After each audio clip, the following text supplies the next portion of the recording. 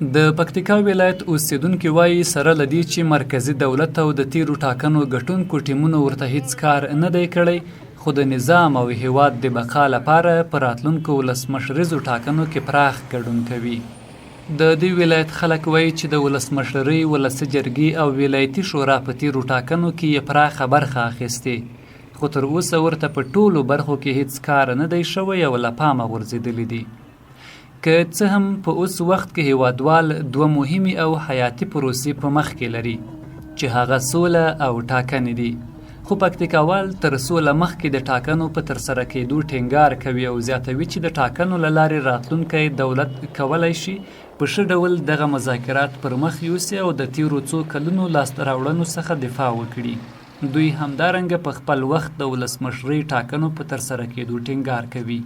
موږ هر کال رای حکومت ته ورکوو، په پراخه توګه موږ په انتخاباتو کې برخه اخلو، خو موږ ته هېڅ کار نه کېږي. په حقیقي معنا یو حیاتي مسله ده، یو حیاتي پروسه ده. نو ټول ملت، ټول افغانان ژمن دي چې ټاکنې وکړي او په خپل ټیم ترسره شي. د دې ولایت مشران همدارنګه زیاتوي چې دوی راتلونکو ولسمشریزو ټاکنو ترسره کېدو ته ډیر لیواله دي او ټول هغه ښځینه او نارینه به پکې برخه اخلي چې د رای ورکولو په شرایطو برابر وي. دغه ټاکنې ته خلک داسې تیږي دي لکه ښه د عید ورځ ده او بې ټاکنې نه موږ د افغانستان مسله مشکلات حل کېږي، نه ټاکنې ضروري دي، باید وشي. کې موږ دومره په شوق دغه چمتووالی نیولی چې هیا دا خو کامي خلک دي، اطرافي خلک دي چې ډاکټر ته یوه زنانه وریم ډېری فشار هم په هغه کې وري، خو موږ د خپلو زنانهو تذکیرې هم جوړ کړي دي چې موږ انتخابات وچوو. په ورته مهال د پکتیکا ولایت اوسیدونکي د ټاکنو له خپلواک کمیسیون او امنیتي چارواکو هم غوښتنه کوي چې په ټاکنو کې د درغلیو مخه ونیسي او امنیت یې تامین کړي ترڅو خلک له ویرې پرته پکې برخه واخلي. پکتیکا کې د ټاکنو خپلواک کمیسیون د ولایتي دفتر مسؤل بلال شهباز وایي دا ځل په ټاکنو کې د درغلۍ مخنیوي لپاره اړین ګامونه اخیستل شوي او تیرې ستونزې به نه تکراریږي. سره له دې چې وسلوالو طالبانو له هیوادوالو غوښتنه کړې چې په راتلونکو ولسمشریزو ټاکنو او ټاکنیزو غونډو کې برخه وانخلي او ګواښ یې کړی چې دغه پروسه به ګډوډوي، خو د دې ولایت د امنیه قومندانۍ ویاند شاه محمد آریان وایي طالبانو هر وخت هڅه کړې چې دا ډول ملي پروسې له خنډ سره مخ کړي، خو هر ځلې پاتې راغلي دي.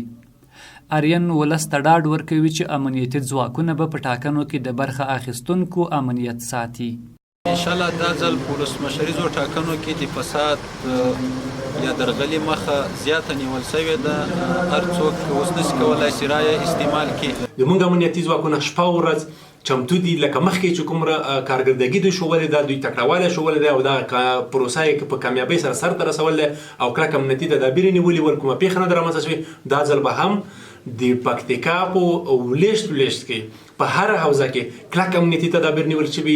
د پکتیکا ولایت د ټاکنو خپلواک کمیسیون ولایتي دفتر د معلوماتو له مخې چې اوس مهال یې د دې ولایت په نکه، برمل، زیړک، خوشامند، ومن او ګومل ولسوالیو کې فعالیتونه د ناامنۍ له امله له ستونزو سره مخ دي، خو په وینا یې هڅه کوي چې په نوموړو ولسوالیو کې خلک د ټاکنو پر ارزښت وپوهوي.